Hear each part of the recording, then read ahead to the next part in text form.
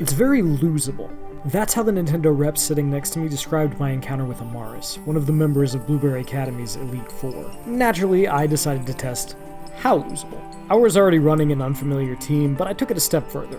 I did a couple of moves I knew had type disadvantage just to see how punishing the response would be. They weren't kidding. I lost, only taking out 4 of her 6 Pokemon, though her ace did make an appearance.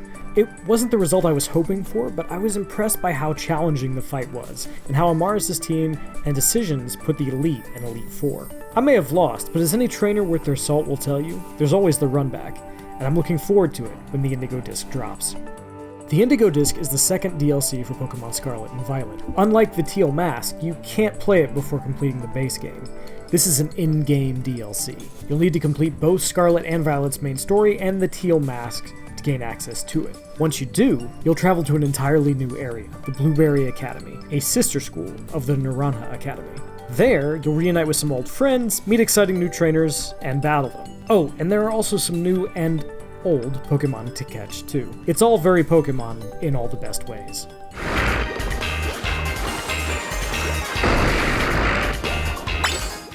My time with the Indigo Disk may have ended with a battle against Amaris, but it started with a trip to Blueberry Academy's terrarium, an enormous facility that recreates several distinct environments, from tropical beaches to frozen tundra. Naturally, the terrarium is populated by Pokemon native to that environment. Part of the appeal is the sheer amount of Pokemon here. Every starter from the previous generation shows up, providing an excellent chance to both fill out your Pokedex and see how these Pokemon behave in the wild. They don't just come from Pokeballs provided by friendly professors. Who knew? Of course, the terrarium isn't just a place to catch Pokemon, though you can certainly spend an awful lot of time doing that if you like. The Indigo Disk isn't only adding some new evolutions like Archulodon, who evolves from Duraludon, and new Paradox Pokemon like Raging Bolt and Ice Ground. It's also bringing back a host of returning Pokemon that goes far beyond the return of the old starters. I can't give exact numbers without being banished to Area Zero, but suffice it to say, it's a large number, and catching them all will take you a while. Still, I think the real draw for many will be the terrarium itself. It's absolutely massive and packed with detail, and I had a great time exploring it. I can't speak to several of the coolest details at the time of this writing, but there's a lot here, and I'm excited to spend time exploring the terrarium when I get the chance. Of course, it's not all fun and games at Blueberry Academy. This is a school, which means there are classes for you to take, and from what I saw, they seem to be pretty hands-on. The one I stopped by was held in the terrarium, and tasked me with catching an Alolan Pokemon and bringing it back.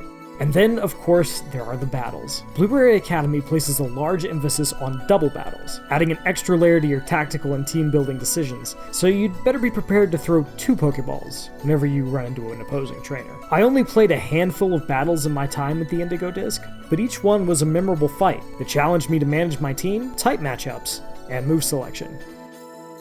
Once I was more or less comfortable, it was Elite Four time. As with the gym leaders in the base game, you'll need to complete a task known as an Elite Trial before you can actually challenge the individual members of the Elite Four and take them on in Pokemon combat. In Amaris' case, it means racing either Koraidon or Miraidon through a series of airborne rings, and what often reminded me of one of the obstacle courses from Spyro the Dragon. Oh, did I mention that Koraidon and Miraidon can fly now? They can fly now, and you can use that to navigate the terrarium in neat ways. Amaris' Elite Trial wasn't too hard, but it was a nice change of pace from the traditional Pokemon gameplay, and gives you something fun to do before you throw down against a member of the Elite Four.